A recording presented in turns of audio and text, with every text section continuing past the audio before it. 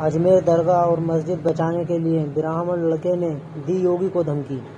देखिए ये वीडियो। अगर वो पत्थरबाजी हुई है तो चाह तनमन को गुनाहगार बना देती है, बाप के बाप को बीमार बना देती है। अरे भूखे पेटों को देशभक्ति सिखाने वालों, भूख इंसान को गद्दार बना देती है, गद्दार बना देती है। तो वो वक्त मत लाओ कि लोग बाजी। अरे यार, किसी को बार बार चोटियां लोगे तो वो आपको गाली देगा कि नहीं देगा? आप मस्जिदों में जाके कब तक जय श्री राम के नारे लगाओगे? क्या मस्जिदों में जाके आपके भगवान बैठ गए हैं? आपके घर में आप जाके देखो, खुद के मंदिर जीर्णोद्धार के लिए पड़े हैं, उनका जीर्णोद्धार हो नहीं रहा है। जाके नई मस्जिदों को खोद कर उनमें आप भगवान निकाल रहे हो। कल को बौद्ध उठकर उसको भी खोद कर उसके नीचे भी क्या कहते हैं, बौद्ध स्तूप निकाल देंगे। फिर क्या करोगे? हिंदू खतरे में है, जीएसटी लगा दो। हिंदू खतरे में एसजीएसटी लगा दो। हिंदू खतरे में है, तेल महंगा कर दो। हिंदू खतरे में है, जमीनें महंगी कर दो। हिंदू खतरे में, अडानी को सारी सरकारी कंपनियां सौंप दो। हिंदू खतरे में है, इसलिए सबको हिंदू बना दो। ये कब तक चलेगा देश में? महंगाई की बात कोई नहीं करेगा, किसान की बात कोई नहीं करेगा। ये आप लोगों को घोड़े पर घुमाइए, आप लोगों को नंगा घुमाइए, क्या दिक्कत है? राम राज्य की स्थापना ऐसे ही तो होगी। मंदिर बनेंगे, भिखारी बाहर बैठेंगे। नहीं तो अगर आप कोर्ट की बात करेंगे तो फिर मैं सुप्रीम कोर्ट के वर्शिप एक्ट 1991 की बात करूंगा। वहां पर भी ये बात रखी गई थी कि किसी भी तरीके से किसी भी ऐसे धार्मिक स्थल को न छेड़ा जाए जो अपनी आजादी के पहले यथावत स्थिति में था, उसको वैसा ही रहने दिया जाए। पता होगा क्या कहते हैं, भाजपा के पास दो विंग चलते हैं आरएसएस के। एक तो आरएसएस का संघ है और दूसरा है राष्ट्रीय मुस्लिम मंच, जहां पर कई मौलाना, कई सारे मुसलमानों को आपने देखा हो कि न्यूज में भी बिठा देते हैं, कबूतर खाना बना देते हैं, लड़ाते हैं आपस में और हिंदू मुस्लिम के दंगे कराते हैं। जब देश में हिंदू मुस्लिम दंगे होंगे, फायदा पूरा बीजेपी को पहुंचेगा। इसी पिच पर ये शुरू से खिला रहे हैं आप, और लोग खेल रहे हैं। हिंदू मुस्लिम का क्या एंगल है? नहीं, हिंदू मुस्लिम का एंगल क्यों नहीं है? संभल के अंदर आप जा रहे हैं, मस्जिद का सर्वे करा रहे हैं, एक बार नहीं दो बार उसका सर्वे करा रहे हैं। इसके पीछे कारण क्या है? एक ही दिन में आप देश के अंदर तमाम केस पड़े हैं, उन पर न्याय नहीं दे पाते, लेकिन सर्वे के लिए आप पीछे पड़ जाते हैं। तो इसके पीछे कोई बड़ा खेल है। जैसे कि लगातार ईवीएम की बातें लोग उठा रहे हैं, लेकिन उन ईवीएम की बातों को दबाने के लिए ये सारा काम चल रहा है। कोर्ट का फैसला था सर सर्वे का लेके। नहीं तो अगर आप कोर्ट की बात करेंगे तो फिर मैं सुप्रीम कोर्ट के वर्शिप एक्ट 1991 की बात करूंगा। वहां पर भी ये बात रखी गई थी कि किसी भी तरीके से किसी भी ऐसे धार्मिक स्थल को न छेड़ा जाए जो अपनी आजादी के पहले यथावत स्थिति में था, उसको वैसा ही रहने दिया जाए। तो ये भी सुप्रीम कोर्ट के इस बात की पता नहीं थी जो मजिस्ट्रेट थे, इनको पता नहीं था कि इस बात क्यों नहीं पता होगा? तो कैसे फैसला दे दिया उन्होंने कि सर्वे करिए जाइए ना? तो संघ के लोग होंगे ना। क्या एक बात बताइए, आरएसएस के विंग के लोग कहां नहीं हो सकते? जब राष्ट्रीय मुस्लिम मंच में हो सकते हैं तो जज भी हो सकते हैं, एडवोकेट भी हो सकते हैं, पुलिस वाले भी हो सकते हैं। आपको सीएनआरसी का दौर याद होगा, तो उस समय में जब यहाँ पर हिंदू मुस्लिम यहाँ भी कराया था सीएनआरसी के दौरान, तो आप देखेंगे कई सारे पुलिस वालों के बैच नहीं थे और सब संघ के थे। जब आगे जानकारी लगी कि तो भाजपा के गुंडे थे पुलिस की वर्दी में। तो ऐसे ही तमाम लोग पुलिस की वर्दी में हो या फिर क्या कहते हैं मुसलमानों की टोपी लगाकर आ जाए, ये आरएसएस के ही लोग होते हैं जो आते हैं और दंगों को प्रमोट करते हैं, बढ़ावा देते हैं, जिससे कि भाजपा को इससे फायदा मिले। आप देखिए, बाबा बागेश्वर हो चाहे प्रदीप मिश्रा हो, इनको भी उसी लाइन में लगा दिया है। क्या देश के अंदर आज भी दलित को उसका न्याय मिल रहा है? नहीं मिल रहा। आज भी जहां पर अशिक्षा है वहां पर घोड़ी चढ़ने पर प्रतिबंध है। ये सच्चाई है देश की। इस मूलभूत बात को कोई नहीं उठा रहा है। देश की आर्थिक स्थिति कहां जा रही है? शेयर बाजार लुढ़क रहा है। आप वहां देखिए, हंगर इंडेक्स में भारत कहां पड़ा हुआ है। देश का लगातार रुपया गिर रहा है, लेकिन नहीं, इससे कोई फर्क नहीं पड़ता क्योंकि हिंदू खतरे में है। हम जीएसटी, अरे भाई जीएसटी, अरे भाई ब्राह्मण खा रहा है तो खिलवा कौन रहा है? सरकार खिलवा रही है ना, तो ब्राह्मण खा रहा है।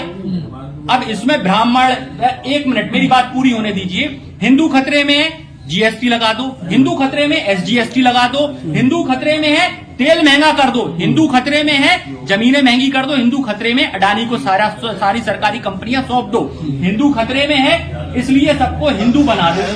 ये कब तक चलेगा देश में? महंगाई की बात कोई नहीं करेगा, किसान की बात कोई नहीं करेगा। किसान का सोयाबीन 6,000 रुपए बेचने की बात थी, किसान का गेहूं 6,000 रुपए बेचने की बात थी। कहां किसान की आय? और मोदी जी कहते हैं कि मैं बच के आ गया। और सुबह कहते हैं देश सुरक्षित हाथों में। तो गांजा रात को लगाते हैं, सुबह लगाते हैं।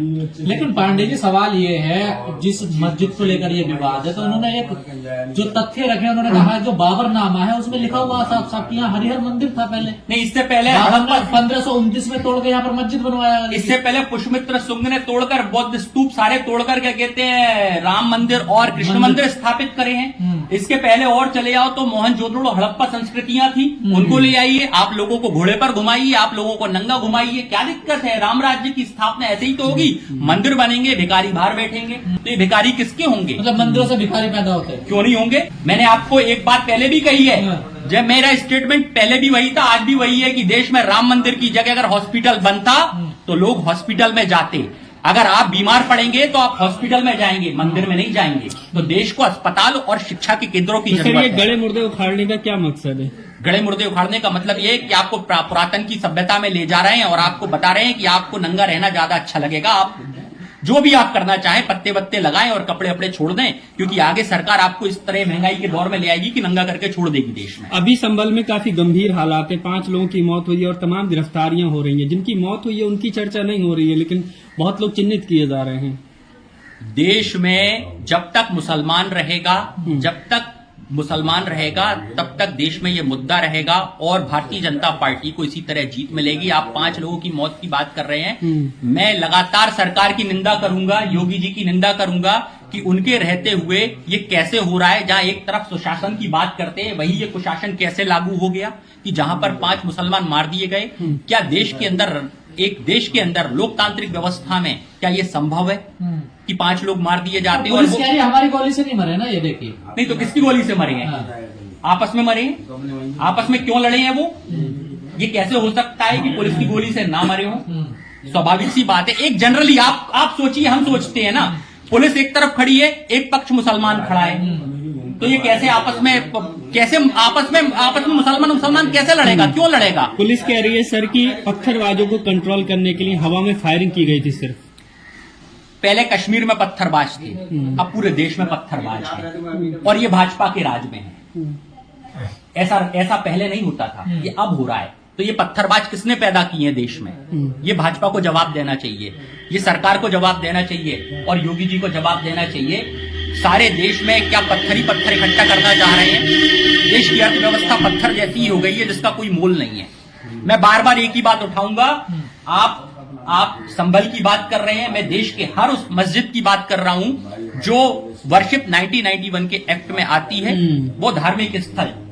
आप एक बात बताइए, कभी गुरुद्वारे के नीचे खोदने की ताकत है किसी की कि गुरुद्वारे के नीचे खोद के बता दे कि इधर पे क्या कहते हैं शिवालय था? और शिवालय क्यों था और कोई मंदिर क्यों नहीं था? और फिर तो मैं साथ दूंगा जहां मैं मानता हूं, मैं भी बौद्ध मानता हूं, क्योंकि बौद्ध हमारी संस्कृति में ही थे। हमारी संस्कृति में सम्राट अशोक थे जिन्हें आज पूजा जाता है देश के अंदर। उनने बौद्ध धर्म का प्रचार किया और कोई भी धर्म तलवार की नोक पर देश में नहीं आया है। ये आज मैं आप सबके माध्यम से बता दूं, धर्म का प्रचार भी करने के लिए सम्राट अशोक को शस्त्र त्यागना पड़े थे। धर्म का प्रसार प्रेम से होता है, ये बात समझना है लोगों को। क्या सम्राट अशोक चक्रवर्ती थे, एक तलवार की नोक से कहते कि सारे बौद्ध हो जाओ, सब बौद्ध हो जाते, लेकिन उन्होंने इस प्रचार को करने के लिए शस्त्र त्याग दिए। तो ये झूठी अफवाहें कि धर्म को तलवार की नोक पे लाया गया और इस तरीके से लोगों को मुसलमान बनाया गया, इस तरीके से लोगों को ये बनाया गया, ये सब बकवास है। कहा जा रहा 30,000 मस्जिदों की लिस्ट बना रखी है इन लोगों ने। मैं तो कह रहा हूं एक बार में पूरा सर्वे कर लो और सब जगह शिवालय कर दो और जितने आपके लोग हैं सबको बिठा लो, सबको भीख मंगवाओ, देने रोजगार तो है ही नहीं। आप मशीन बनाओ, कमीन बनाओ, जमीन बनाओ, चाहे चाउमीन बनाओ, क्योंकि भविष्य में यही धंधे हैं, यही दिख रहे हैं। आपसे लेने वाला कोई है नहीं। देश में बेरोजगारी बढ़ती जा रही है, जवाब कुछ है नहीं। महंगाई, बेरोजगारी और सारे सरकारी केंद्रों को प्राइवेट करना, यही बीजेपी का काम है। अगर पुलिस के ऊपर पथराव हो रहा हो तो पुलिस क्या करे बताइए? तो अगर पुलिस के ऊपर पथराव हो रहा है तो पुलिस ऐसे हालात पैदा क्यों कर रही है कि उनके ऊपर पथराव हो रहा है? क्या पुलिस छोटी मोटी सी है? अरे पुलिस तो वो है जिसने 2 सेकंड में एनकाउंटर करके किसी को भी खत्म कर सकती है। कर तो दिया। किसको कर दिया? ये आप कह रहे हो? ये आप कह रहे हो कि पुलिस ने करा है? ये मैं नहीं कह रहा हूं। अगर ये सच है बात तो फिर क्या कहते हैं, सरकार इसकी जिम्मेदारी ले और उन पुलिस वालों को अपराधियों का सस्पेंड करे। एनकाउंटर करती है ना पुलिस, कोई आम जनता का थोड़ा ही करती है, अपराधियों का एनकाउंटर करती है पुलिस। तो तो भैया तो अपराधियों का एनकाउंटर करती है, तो यहाँ पर तो 4-5 लोग निर्दोष थे ना, और 2760 लोगों की लिस्ट जारी की है जैसा मेरी जानकारी में है। उपद्रवी थे वो लोग। आपने उनका आई विटनेस देखा था? आपने जाके उनको विटनेस किया था कि वो उपद्रवी हैं कि सही लोग हैं? शासन बता रहा है ना। अरे यार, किसी को बार बार चोटियां लोगे तो वो आपको गाली देगा कि नहीं देगा? आप मस्जिदों में जाके कब तक जय श्री राम के नारे लगाओगे? मस्जिदों में जाके आपके भगवान बैठ गए हैं? आपके घर में आप जाके देखो, खुद के मंदिर जीर्णोद्धार के लिए पड़े हैं, उनका तो जीर्णोद्धार हो नहीं रहा है। जाके नई मस्जिदों को खोदकर उनमें आप भगवान निकाल रहे हो।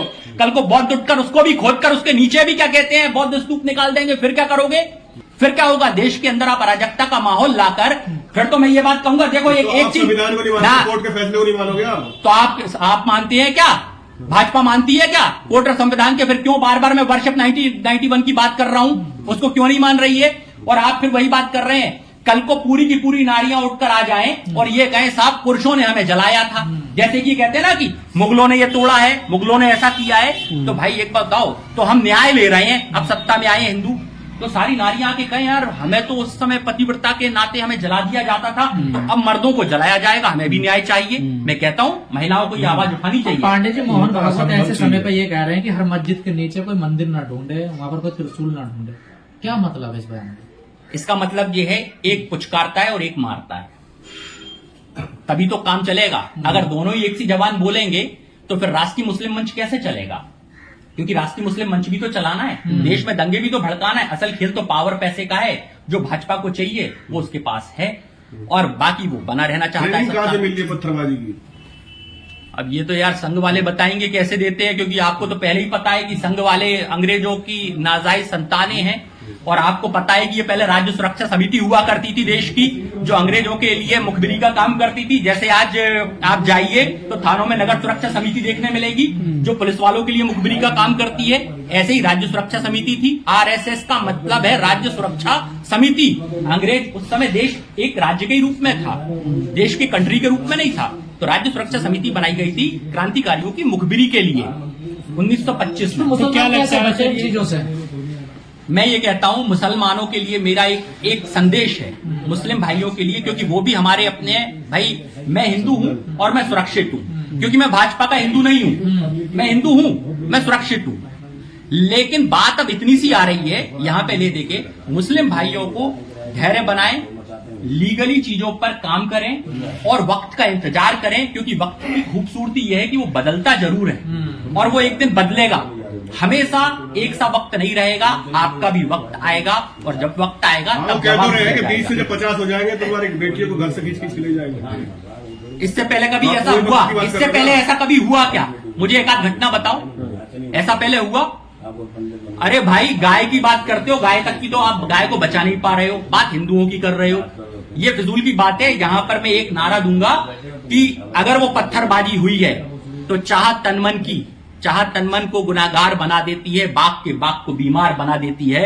अरे भूखे पेटों को देशभक्ति सिखाने वालों, भूख इंसान को गद्दार बना देती है, गद्दार बना देती है। तो वो वक्त मत लाओ कि लोग बागी हो जाएं, और ये दौर वही चल रहा है कि लोग बागी हो रहे हैं, लोगों को रोजगार देने हैं नहीं, तो अन्य मुद्दों में उलझाकर उनका दिमाग डाइवर्ट किया जा रहा है।